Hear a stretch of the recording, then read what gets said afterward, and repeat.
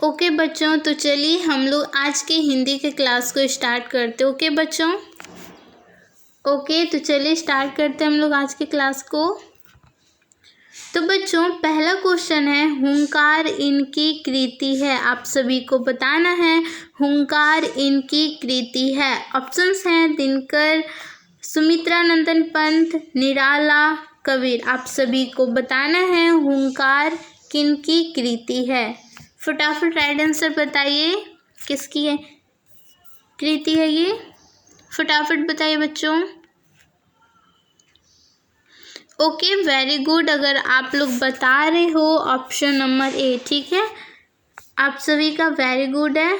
Okay तो इसका answer हो जाएगा ए, ठीक है, रामधारी सिंह दिनकर जी की ये कृति। ओके और कौन कौन सी कृति है रामधारी सिंह दिनकर जी की, बताइए।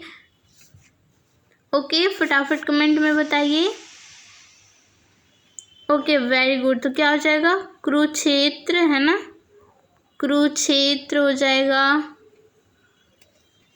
ठीक है। हुंकार तो यहाँ पे दिया हुआ है, कुरुक्षेत्र, हुंकार और रेणुका लिख लीजिए, ठीक है। ये सब रामधारी सिंह दिनकर जी की रचना है, ठीक है। हुंकार, रेणुका और कुरुक्षेत्र, ठीक है, आप लोग नोट कर लीजिए, ये सब रामधारी सिंह दिनकर जी की रचना। ओके ओके चलिए अब आप लोग सुमित्रानंदन पंत जी की कुछ रचना बता दीजिए। जल्दी से बच्चों फटाफट बता दीजिए सुमित्रानंदन पंत जी की रचना। ओके वेरी गुड, तो क्या हो जाएगा, पल्लव हो जाएगा इनकी रचना, पल्लव, ठीक है। ग्राम्य, आप लोग नोट करते जाइए, पल्लव, ग्राम्य और क्या हो जाएगा, चिदंबरा, ठीक है। ओके नोट कर लीजिए आप लोग, ठीक है, ग्राम्य, पल्लव और चिदंबरा, ठीक है। ये सब सुमित्रानंदन पंत जी की रचना। ओके बच्चों, ओके अब ऑप्शन नंबर सी है, उसे भी देख लेते हम लोग। तो ऑप्शन नंबर सी में निराला जी की रचना पूछ रहा है, ठीक है। तो बताइए निराला जी की रचना क्या आ जाएगी। इनका पूरा नाम क्या है बच्चों, निराला जी का पूरा नाम क्या है। ओके तो सूर्यकांत त्रिपाठी निराला। ओके तो इसकी रचना क्या हो जाएगा बच्चों, कमेंट में फटाफट बताइए। ओके वेरी गुड, तो परिमल हो जाएगा। ओके अनामिका,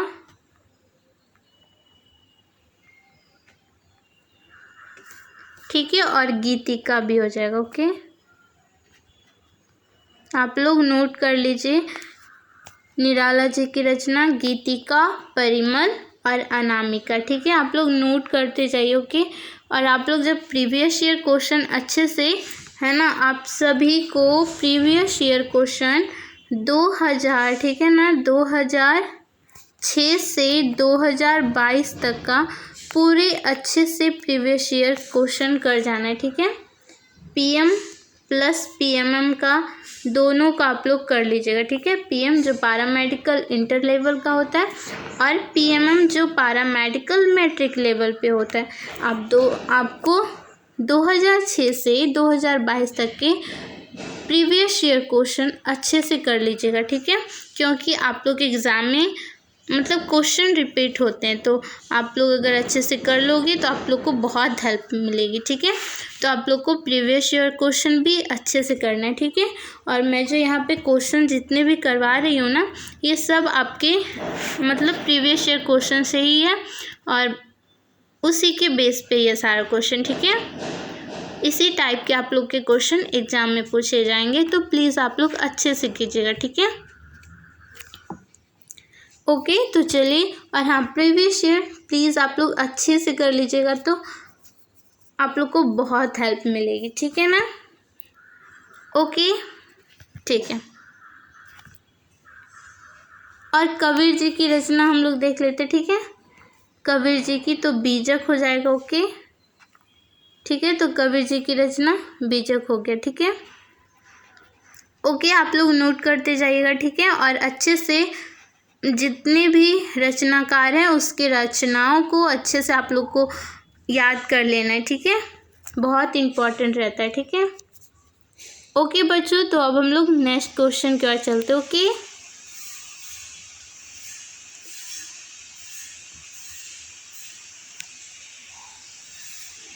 तो बच्चों क्वेश्चन नंबर सेकेंड है, यह कपड़ा का पर्यायवाची नहीं है। आप सभी को बताना है यह कपड़ा का पर्यायवाची नहीं है। ऑप्शन है वाशव, अंबर, पट, चिर। तो आप लोग जल्दी से बताइए यह कपड़ा का पर्यायवाची नहीं है, ठीक है। आप लोग ध्यान दीजिएगा, यहाँ पे पर्यायवाची नहीं पूछ रहे, ठीक है। ये नहीं कि जल्दी में बस पर्यायवाची लगा देना है, ठीक है। तो आप लोग क्वेश्चन को अच्छे से 1-2 बार रीड कर लीजिएगा, ठीक है। तो बताइए यह कपड़ा का पर्यायवाची नहीं है। ओके, जल्दी से बताइए बच्चों कमेंट में फटाफट। ओके, जल्दी से बताइए। ओके, वेरी गुड, राइट है। तो अगर आप लोग बता रहे हो इसका आंसर ऑप्शन नंबर ए है ना बच्चों, तो आप सभी को वेरी गुड। तो वाशव जो है ये कपड़ा का पर्यायवाची नहीं होता है, ठीक है। ओके बच्चों, ओके, वेरी गुड। तो अंबर, पट, चीर और वसन होता है, ठीक है, ना कि वाशव। वाशव नहीं होता है, वसन होता है, ठीक है। अगर वसन रहे तो ये कपड़ा का पर्यायवाची हो जाता है, लेकिन वाशव नहीं होता है, ठीक है। तो इसका राइट आंसर क्या हो जाएगा? ऑप्शन नंबर ए कपड़ा का पर्यायवाची नहीं है, तो वाशव नहीं है। और वसन, अंबर, पट, चीर ये सब कपड़ा का पर्यायवाची है, ठीक है। और आप लोग के एग्ज़ाम में भी पर्यायवाची से हमेशा क्वेश्चन रहता है, तो प्लीज़ आप लोग जब प्रीवियस ईयर अच्छे से कर लीजिएगा ना, तो आप लोग को समझ आएगा कि क्वेश्चन कहाँ से पूछे जाते, ठीक है। और ये मैं जितने भी आप लोग को करवा रही हूँ सब उसी पैटर्न, तो प्लीज़ ये पैटर्न उसी पे है, तो प्लीज़ अच्छे से कीजिएगा, ठीक है। Okay, very good. चलिए नेक्स्ट क्वेश्चन की ओर चलते बच्चों। तो आपका नेक्स्ट क्वेश्चन मुहावरा से है, ठीक है। चलिए बताइए, आत्मनिर्भर होना वाक्य को सही अभिव्यक्ति देने वाला मुहावरा कौन सा है? आपको बताना है आत्मनिर्भर होना वाक्य को सही अभिव्यक्ति देने वाला मुहावरा कौन सा है? ऑप्शन है कमाओ, धंधा करना, स्वाधीन होना, अपने पैरों पर खड़ा होना। आप सभी को बताना है कि आत्मनिर्भर होना इसका सही अर्थ मुहावरा में क्या होगा, ठीक है ना। हम लोग बोलते हैं ना आत्मनिर्भर होना चाहिए सभी को, ठीक है। तो मतलब अपने पैरों पर खड़ा होना चाहिए। अगर आप लोग बता रहे हो ऑप्शन नंबर क्या बच्चों, वेरी गुड। अगर आप लोग बता रहे हो ऑप्शन नंबर डी, तो आप सभी का राइट है बच्चों।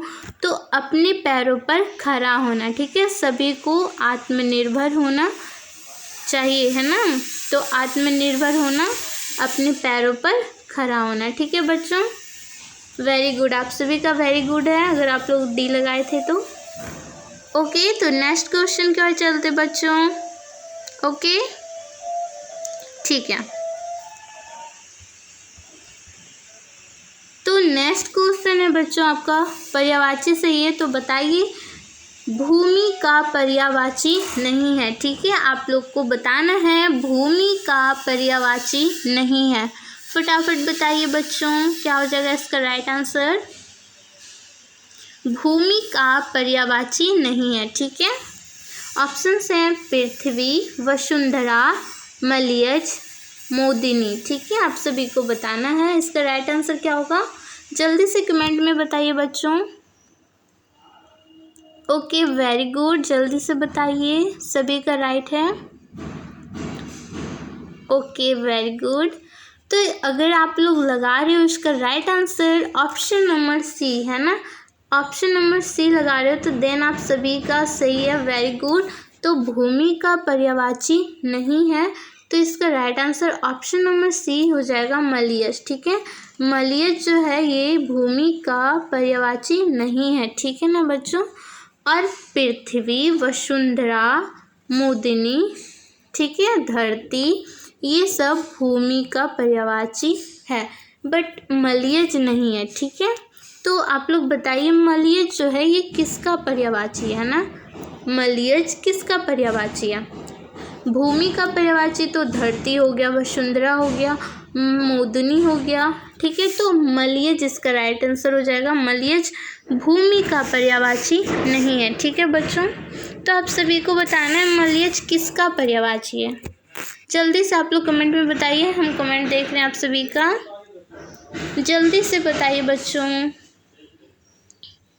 मलयज किसका पर्यायवाची है। मतलब मलयज का और पर्यायवाची क्या हो जाएगा? हाँ, तो चंदन है ना, चंदन हो जाएगा, श्रीखंड हो जाएगा। ठीक है, श्रीखंड। और क्या हो जाएगा? लिख लीजिए, मांगलय। ठीक है, मांगलय। तो मलयज जो है ना ये चंदन का पर्यायवाची हो जाएगा। और क्या हो जाएगा इसका पर्यायवाची?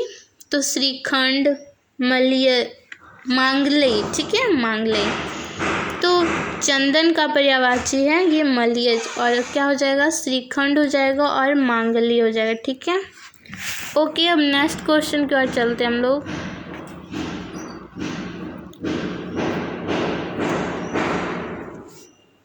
ओके बच्चों, नेक्स्ट क्वेश्चन आप सभी को बताना है, शुद्ध शब्द का चयन कीजिए। ठीक है, आप लोग जल्दी से बताइए, शुद्ध शब्द का चयन पूछ रहा है। ठीक है, तो बताइए इसमें राइट आंसर कौन सा हो जाएगा? जल्दी से कमेंट में बताइए बच्चों, इसका राइट आंसर क्या होगा? ओके, वेरी गुड, फटाफट बताइए। आप सभी को शुद्ध शब्द बताना है। ठीक है ना? ओके, जल्दी से बताइए। वेरी गुड, अगर आप लोग बता रहे हो ऑप्शन नंबर ए तो आप सभी का राइट है। ठीक है, तो शुद्ध शब्द का चयन करने यहाँ पे बोला जा रहा था। ठीक है ना, तो प्रदर्शनी हो जाएगा इसका राइट आंसर। तो हम लोग प्रदर्शनी इस तरह से लिखते हैं। ठीक है, ओके, तो राइट है आप सभी का। अगर आप लोग ऑप्शन नंबर ए लगाए थे तो देन आप सभी का राइट था। ठीक है, ओके। अब नेक्स्ट क्वेश्चन की ओर चलते हैं बच्चों। ठीक है,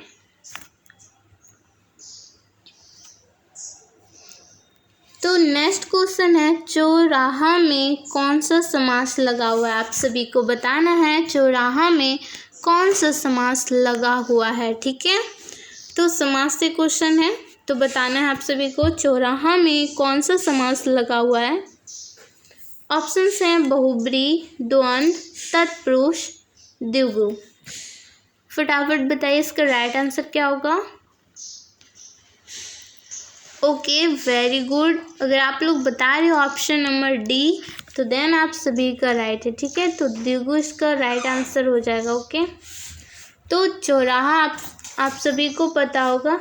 समास जब अच्छे से आप लोग डिटेल में पढ़ेंगे तो आप लोग को पता चल जाएगा। ठीक है, तो फिलहाल हम लोग देख लेते हैं इसका कैसे होगा द्विगु समास। ठीक है, तो यहाँ पे आप लोग देख सकते हैं, यहाँ पे चौराहा है। ठीक है, तो ऐसा रास्ता ऐसा जगह जहाँ से 4 रास्ते निकलते हो। ठीक है, इधर भी जा सकते हो आप लोग और इधर भी और इधर भी। ठीक है, जहाँ से 4 रास्ते निकलते हैं हम लोग उसी को तो चौराहा बोलते हैं ना बच्चों। Okay, very good. तो आप लोग देख रहे हैं यहाँ पे चौराहा में 4 आ रहा है। ठीक है, और हम आप लोग को बता चुके हैं कि अगर किसी भी शब्द के आगे अगर संख्यावाची है ना, समास में अगर आपको संख्यावाची दिखे, ठीक है, संख्यावाची अगर किसी शब्द के आगे में संख्यावाची शब्द दिखे, जैसे चौराहा में 4 आ रहा है, उसी प्रकार अगर त्रिनेत्र, ठीक है, त्रिनेत्र, तो त्रि में 3 आ रहा है ना आगे में, तो ये सब क्या है? संख्यावाची है। ठीक है, तो चौराहा में 4 आ गया, त्रिनेत्र में 3 आ गया, तो ये सब क्या है बच्चों? तो किसी भी शब्द के अगर संख्यावाची रहे तो हम लोग उसे कौन सा समास बोलेंगे? द्विगु समास। ठीक है, ओके, वेरी गुड। तो यहाँ पे पूछ रहा था बच्चों, चौराहा में कौन सा समास लगा हुआ है, ठीक है। तो आप लोग को बताना था कि कौन सा समास था। तो वेरी गुड, अगर आप लोग ऑप्शन नंबर डी लगाए थे तो देन आप सभी का राइट था, ठीक है, दुगु हो जाएगा। Okay, very good. चलिए बहुब्री का बता दीजिए, क्या हो जाएगा। बहुब्री का एग्जाम्पल बताइए बच्चों, बहुब्री समास का एग्जाम्पल दीजिए आप लोग जल्दी से। बहुब्री समास किसे बोलते हैं, मतलब किसी तीसरे शब्द की प्रधानता होती है ना, किसी तीसरे शब्द की प्रधानता होती है ना, उससे ही हम लोग बहुब्री समास कहते हैं। जैसे एग्जाम्पल दीजिए जल्दी से बताइए बच्चों। ओके, तो विषधर है ना, विषधर, चलिए बताइए। तो विषधर में बहुब्री समास लगा हुआ है, ठीक है। तो विषधर विष को धारण करने वाले अर्थात कौन है, विष को धारण करने वाले अर्थात कौन से भगवान जी हैं जो विष को धारण करते हैं, बताइए। ओके, तो कौन से हैं, तो शिव जी है ना। तो विषधर विष को धारण करने वाला अर्थात है ना, आ रहा है ना, अर्थात शिव जी। ओके,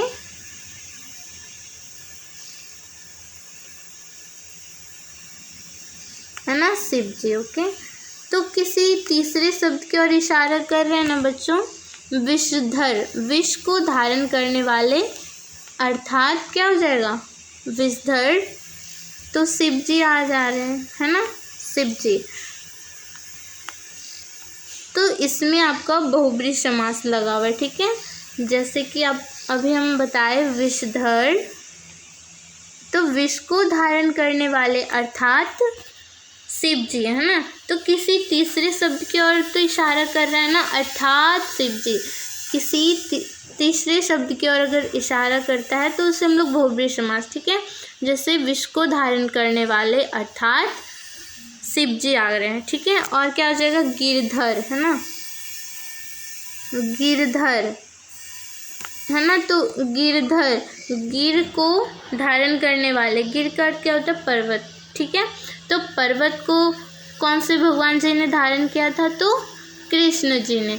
तो पर्वत को धारण करने वाले अर्थात श्री कृष्ण। तो इस सब में आपका बहुब्री समास है, ठीक है। और बताइए क्या हो जाएगा, तो पीताम्बर हो जाएगा, पीताम्बर, ठीक है, पीताम्बर हो जाएगा। कमलासन हो जाएगा, कमलासन, ठीक है, ठीक है। तो कमलासन, कमल है आसन जिसका अर्थात माता लक्ष्मी जी का, ठीक है। कमल है आसन अर्थात माता लक्ष्मी जी का। तो ये सब शब्द में आप देख रहे अर्थात, ठीक है, किसी तीसरे शब्द की ओर इशारा कर रहा है। तो इसमें कौन सा समास लगेगा, तो बहुब्री समास, ठीक है। और बहुब्री समास में अधिकतर जो होते हैं वो देवी देवताओं पे ही होते हैं, ठीक है।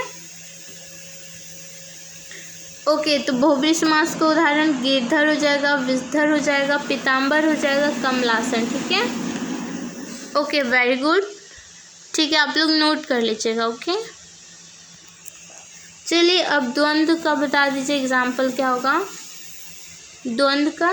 तो द्वंद्व में क्या होता है, दोनों पद मतलब दोनों शब्द की प्रधानता होती है, ठीक है, दोनों शब्द की प्रधानता होती है। ओके, जैसे कि बात करें भाई बहन का, ठीक है, भाई बहन। ओके, तो भाई की भी प्रधानता है और बहन की भी प्रधानता है, ठीक है।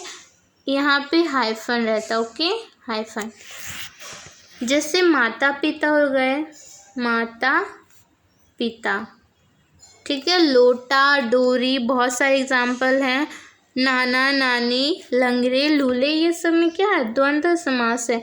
द्वंद्व समास आप लोग इजीली पहचान लोगे अगर शब्द के बीच में अगर हाइफन लगा हुआ है ऐसे, ठीक है, हाइफन लगा हुआ है ना, तो वो सब द्वंद्व में आ जाते हैं। जैसे माता हाइफन है और पिता, माता की भी प्रधानता है और पिता की भी, दोनों शब्द की प्रधानता होती है द्वंद्व में, ठीक है। जैसे भाई बहन, भाई की भी प्रधानता है, बहन की भी, और हाइफन बीच में लगा रहता है, ठीक है। तो आप लोग इजीली पहचान लोगे द्वंद्व का, ठीक है। दोनों पद की प्रधानता होती है। Okay okay, very good. चलिए अब तत्पुरुष बता दीजिए इसका एग्जाम्पल। तत्पुरुष का एग्जाम्पल दीजिए बच्चों। तत्पुरुष का तो इसमें क्या होता है, कारक चिन्ह की विभक्ति होती है, ठीक है। तत्पुरुष में क्या होता है, तो कारक चिन्ह की विभक्ति होती है। इसका एग्जाम्पल दीजिए। जैसे बलहीन हो जाएगा ना, बलहीन मतलब बल से हीन, तो से आ रहा है ना, तो ये सब क्या है, कारक चिन्ह। अगर इसके जब विग्रह करेंगे आप लोग, बलहीन का जब विग्रह करेंगे तो क्या होगा, बल से हीन, तो से क्या है, कारक चिन्ह आ रहा है ना। तो अगर तत्पुरुष में कारक चिन्ह की अगर विभक्ति आप लोग को दिखी तो वो तत्पुरुष समास में आ जाएगा, ठीक है। कारक चिन्ह की अगर विभक्ति दिखी तो वो कौन सा समास हो जाएगा, तत्पुरुष समास। ओके हाँ, जैसे कि निशाचर हो गया है ना, निशाचर, ठीक है। तो निशा में विचरण, ठीक है, निशा में विचरण, तो इसमें में क्या है, ये भी तो कारक विभक्ति चिन्ह ही है ना। तो निशाचर, निशा में विचरण, ठीक है। तो में क्या है, तो कारक चिन्ह की विभक्ति है। बलहीन, बल से हीन, तो से क्या है, कारक चिन्ह की तो विभक्ति है। तो अगर आपको कारक चिन्ह की विभक्ति दिखे, अगर जब उनका विग्रह करेंगे तो वो तत्पुरुष समास होगा, ठीक है बच्चों। Okay very good. ओके तो द्विगु तो हम लोग कर ही लिए थे। अगर शब्द के आगे संख्यावाची दिखे तो हम लोग द्विगु समास लगाएंगे, ठीक है। जैसे पंचवटी, त्रिनेत्र, है ना, ये सब हम लोग कर लिए थे। ओके तो चलिए अब नेक्स्ट क्वेश्चन की ओर चलते बच्चों के।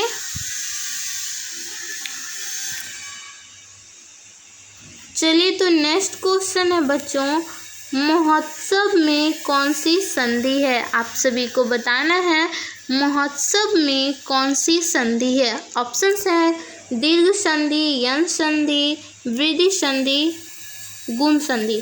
फटाफट बताइए इसका राइट आंसर क्या हो जाएगा। महोत्सव में कौन सी संधि है।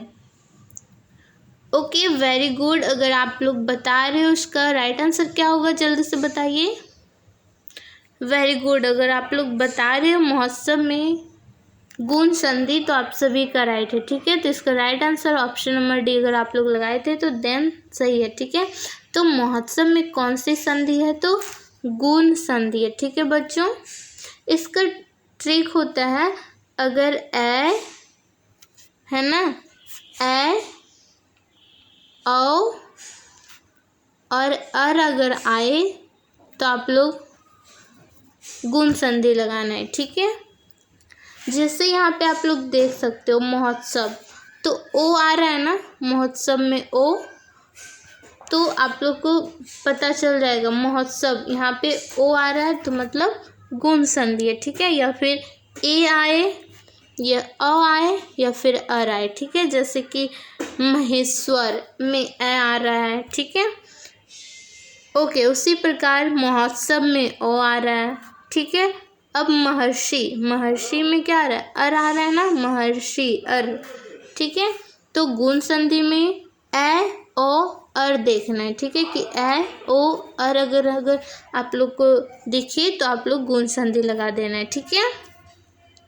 तो महोत्सव में ओ है ना, तो गुण का याद रखिएगा ए ओ अर, ठीक है। तो महोत्सव में ओ आया तो ये आप लोग को कौन सा संधि हो जाएगा, गुण संधि, ठीक है।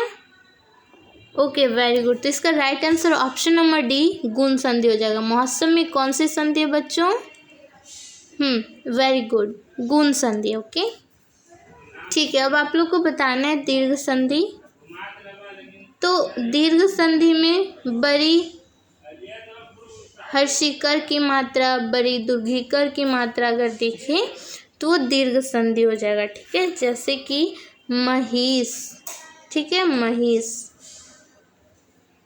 बड़ी दीर्घिकार की मात्रा दिख रही है ना, कपीस, ठीक है, बड़ी मात्रा दिख रही है। ओके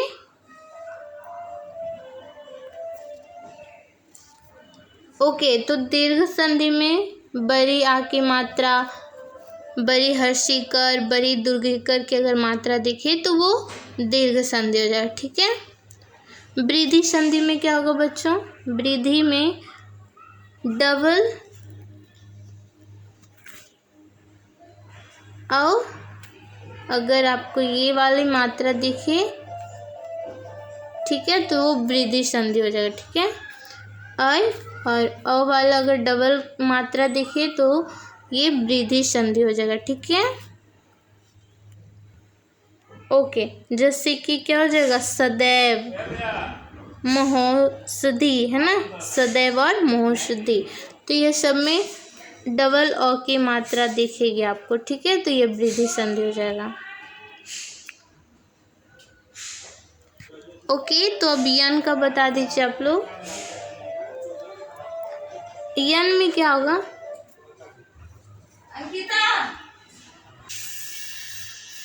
ओके बच्चों, तो हम लोग यन संधि का बताइए आप लोग। इसका एग्जाम यन संधि हम लोग कैसे पहचानेंगे? तो अगर शब्द में आधा, है ना, एक मिनट, यो, वो और रो, ठीक है।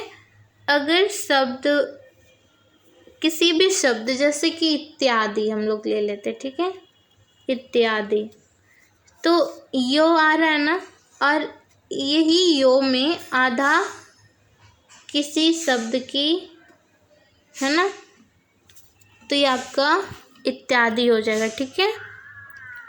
जैसे स्वागत, तो यहाँ पे वो आ रहा है ना, ठीक है, तो यो, वो, रो। ओके, तो हम लोग कौन सा संधि समझ लेंगे? यन संधि। ठीक है। उसमें यो, वो, रो, यो, वो, रो से मतलब आधा शब्द रहता है लगा हुआ। ठीक है। कोई भी आधा वर्ण। ओके, तो चलिए नेक्स्ट क्वेश्चन की ओर चलते हम लोग। तो बताना है कारक के कितने भेद हैं। आप सभी को बताना है कारक के कितने भेद हैं। ठीक है, जल्दी से बताइए। ऑप्शंस हैं 4, 5, 9, 8। Very good. अगर आप लोग बता रहे हैं ऑप्शन नंबर, जल्दी से बताइए। Very good. अगर आप लोग बता रहे हैं ऑप्शन नंबर डी तो राइट है। ठीक है, इसका राइट आंसर डी हो जाएगा 8। कारक के कितने भेद हैं? 8 है। ठीक है, बहुत ही इम्पोर्टेंट है, आप लोग एग्ज़ाम में हमेशा पूछा जाता है। ठीक है, 2022 में भी आया था ये क्वेश्चन। ठीक है ना, तो इसीलिए कह रहे हैं प्रीवियस ईयर क्वेश्चन अच्छे से कर जाइए। ठीक है, ये हाँ 2022 में ये आया था आप लोग के हिंदी में। ठीक है, तो कारक के कितने भेद ही पूछा गया था। ठीक है, तो 8 भेद हैं। ओके, इसीलिए बोल रहे हैं ना प्रीवियस ईयर अच्छे से कर जाना है। ठीक है, चलिए नेक्स्ट क्वेश्चन की ओर चलते हैं।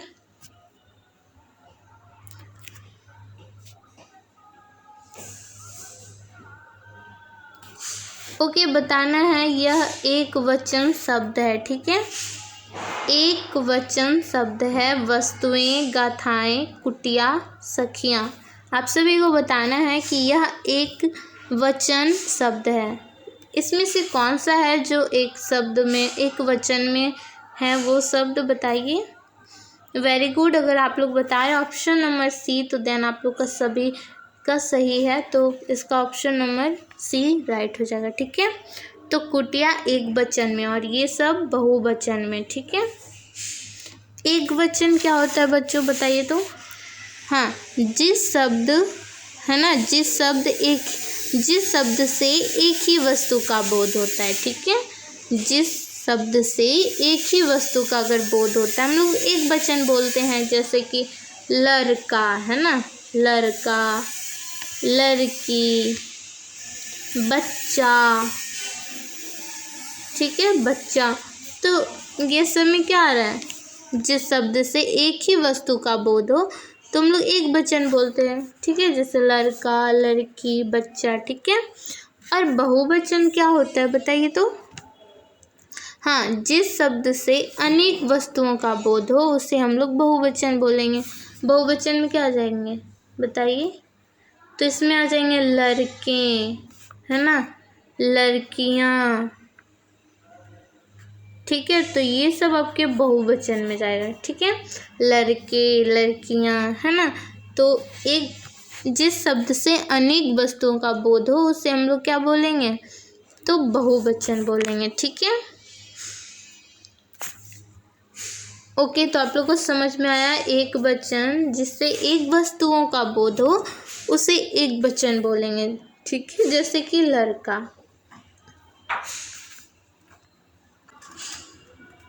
ओके, तो यहाँ पे एक वचन आप लोग देख सकते हैं लड़का है, ठीक है। और इसका बहुवचन क्या हो जाएगा, तो लड़के। ओके ओके, तो चलिए नेक्स्ट हम लोग देखते हैं।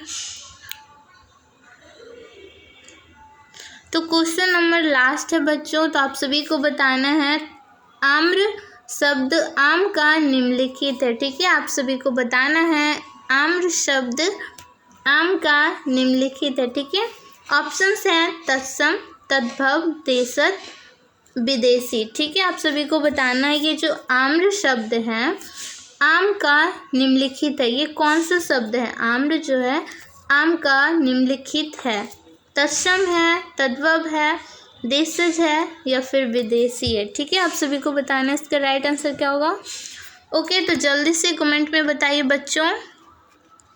ओके, वेरी गुड है सभी को। अगर आप लोग बताए ऑप्शन नंबर ए तो देन आप सभी का राइट है, ठीक है। तो आम्र शब्द आम का क्या है, तो तत्सम शब्द है, ठीक है बच्चों। तो तत्सम क्या होता है, जो संस्कृत जैसा हो, ठीक है। संस्कृत जैसा, ठीक है। मतलब वैसे शब्द जो संस्कृत से बिना बदले, ठीक है, हम लोग उसे यूज़ करते हैं, ठीक है। उसे हम लोग तत्सम शब्द बोलते हैं। संस्कृत से बिना बदले रूप को हम लोग तत्सम बोलते हैं, ठीक है। जो संस्कृत जैसा हो, जैसे कि आम्र हो गया, है ना। और इसके एग्जाम्पल अग्नि, ठीक है। तो ये सब तत्सम शब्द हैं जो संस्कृत जैसे होते हैं ना, जो संस्कृत से बिना चेंज हुए यूज़ होते हैं, ठीक है। जैसे अग्नि हो गया ना, तो अग्नि जो है ये संस्कृत शब्द है, ठीक है। जैसे दूध है ना, तो हम लोग दूध बोलते हैं ना, दूध बोलते हैं, तो ये आपका तद्भव हो जाता है। लेकिन तत्सम क्या होगा, तो दूध हो जाता है, ठीक है, दूध। ओके, तो तत्सम आप लोग इजीली पहचान लिए, जो संस्कृत जैसा दिखे उसे हम लोग तत्सम बोलते हैं, ठीक है। जो संस्कृत जैसा दिखे उसे हम लोग तत्सम बोलते हैं। जैसे आम्र हो गया, अग्नि हो गया और ये दूध हो गया, ठीक है। ये सब तत्सम शब्द हैं, ठीक है। ओके, तो इसका right answer option number A है। आम्र शब्द आम का निम्नलिखित है, क्या है, तो तत्सम है, ठीक है। जो संस्कृत जैसा है, ठीक है। संस्कृत से बिना बदले ही हम लोग उसे यूज करते हैं। ओके,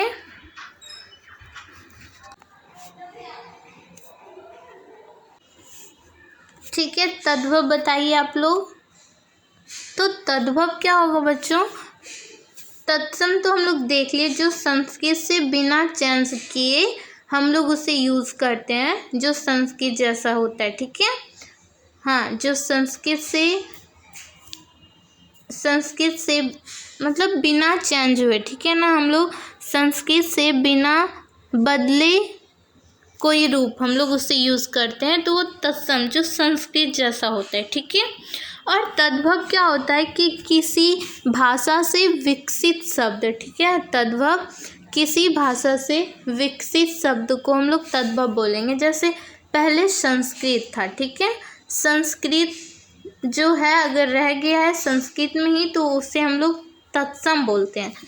लेकिन संस्कृत से फिर क्या चेंज हो गया, संस्कृत से फिर प्राकृत हुआ। प्राकृत से क्या हुआ बच्चों, बताइए। प्राकृत से क्या हो गया, पाली हो गया। पाली से क्या हो गया, अपभ्रंश, ठीक है ना, अपभ्रंश हो गया। एक मिनट यहाँ पे अपभ्रंश लिख लीजिएगा, ठीक है, अपभ्रंश।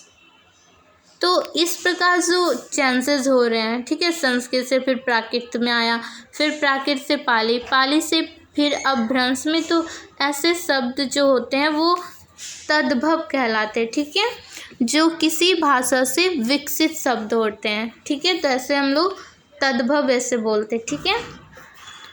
ओके, तो तद्भव का एग्जाम्पल कैसे हो जाएगा, जैसे हम लोग एक मिनट, अगर जैसे आपको बता दें, जैसे अग्नि, ठीक है ना, अग्नि और यहाँ पे आग है, आपको बताना ये दोनों में से तत्सम कौन सा है और तद्भव कौन सा है, ठीक है, जल्दी से कमेंट में बताइए। ओके, तो ये तत्सम है, ठीक है, ये तत्सम है आपका, जो संस्कृत जैसा है, ठीक है, ये बिना चेंज किए हुए इसे हम लोग यूज़ कर रहे हैं, तो ये तत्सम हो गया। बट अगर आप लोग आग बोल रहे हो तो ये क्या हो गया, तद्भव हो गया, ठीक है, क्योंकि ये चेंजेस होते जा रहे थे, फिर ये आग यूज़ हुआ, ठीक है। हाँ, तो किसी भाषा से विकसित शब्द को हम लोग तद्भव बोलते, ठीक है। ओके, और क्या हो जाएगा एग्जाम्पल, जैसे जल्दी से बताइए। हाँ, जैसे कि जन्म, ठीक है, तो ये जन्म आपका तत्सम हो गया, लेकिन जन्म बोलेंगे हम लोग तो ये तद्भव हो गया, ठीक है, जन्म तत्सम हो गया और जन्म क्या हो गया, जन्म तद्भव हो गया, ठीक है। क्लियर है ना सभी को, अगर तत्सम है तो जो संस्कृत से बिना चेंज किए हुए उसे हम लोग यूज़ कर रहे हैं वो तत्सम हो गया, और जो किसी भाषा से मतलब जो चेंज होते आ रहे हैं, ठीक है, हाँ, किसी भाषा से विकसित शब्द को हम लोग तद्भव बोलते हैं, ठीक है। इसका एग्जांपल जैसे आग हो गया, जन्म हो गया, ठीक है, और तत्सम जो संस्कृत जैसा होता है, ठीक है, जो संस्कृत से बिना चेंज हुए यूज़ होता है, ठीक है, जैसे अग्नि हो गया, और क्या हो जाएगा, जन्म, ठीक है। ओके, अब आप लोग देशज और विदेशज भी बता दीजिए। हाँ, बताइए जल्दी से। देशज क्या हो गया, जो है ना, जो अपने देश में बोलचाल की भाषा में यूज़ करते हैं, या फिर जो अपने ही देश से उत्पन्न हुआ हो उसे हम लोग देशज बोलते हैं। जैसे कि हाँ, जो अपने ही देश में बना हो या फिर अपने ही देश से उत्पन्न हुआ हो और हम लोग उसे बोलचाल की भाषा में भी यूज करते हैं, उसे हम लोग देशज शब्द बोलते हैं। जैसे कि पगड़ी इसका एग्जाम्पल हो जाएगा, पगड़ी है ना, और क्या हो जाएगा, गमछी, ठीक है, पगड़ी, गमछी, लोटा है ना, लोटा, और क्या हो जाएगा, थाली। तो ये सब देशज हो गया, ठीक है, जो अपने देश से उत्पन्न हुआ हो, है ना, और हम लोग उसे बोलचाल की भाषा में उत्पन्न यूज़ करते हैं, तो वो देशज हो गया, जो अपने ही देश में उत्पन्न हुआ, ठीक है, जैसे पगड़ी, गमछी, लोटा, थाली, ठीक है। और विदेशी में क्या आ जाएगा बच्चों, बताइए। हाँ, जो अन्य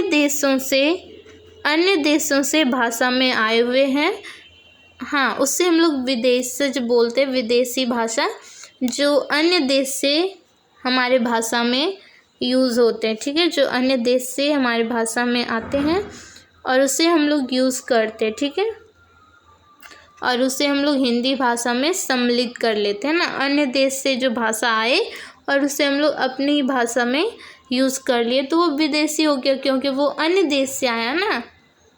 ओके, तो इसका एग्जाम्पल क्या हो जाएगा, जैसे बुखार, ठीक है, बुखार हो जाएगा, और क्या हो जाएगा, ऑफिस हो जाएगा,